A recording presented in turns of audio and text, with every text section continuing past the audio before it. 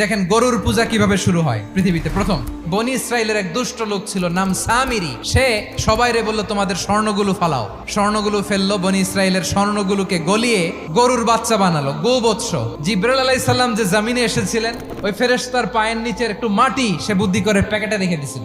স্বর্ণ দিয়ে বানানো গোবৎস গরুর বাচ্চার গায়ে যখন সেই মাটি ছুঁড়ে দেয়া হলো, এখন বাছুরের ভেতর থেকে ভ্যাঁ ভ্যাঁ আওয়াজ আসতেছে। কি আসতেছে?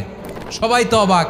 সামিরি বলে, আরে তোমরা যে 70 জন দিয়ে মুসা আলাইহিস সালাম রে পাঠাইছো ওইদিকে, এত ঘুরতেছে, আল্লাহরে খুঁজে পায় না, আল্লাহ তো এটার ভিতরে ঢুকছে। নাউজুবিল্লাহ, এটার ভিতরে সেজদা দাও। এই সেজদা দিয়ে গেল। হারুন আলাইহিস সালাম তাদেরকে বুঝালেন, শিরক করো না, আল্লাহরে ভয় করো। শুধু এতটুকুই তিনি বুঝালেন, দাওয়াতি কাজ পালন করলেন, কিন্তু প্রতিরোধ করেন নাই।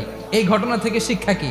শিক্ষা হচ্ছে, আপনি শিরকের আড্ডাখানা দেখলেও বৃহৎ স্বার্থে তাওহীদের দাওয়াত দিবেন, প্রয়োজনে আপনি ঐক্য নষ্ট করবেন না। সুবহানাল্লাহ পড়বেন না?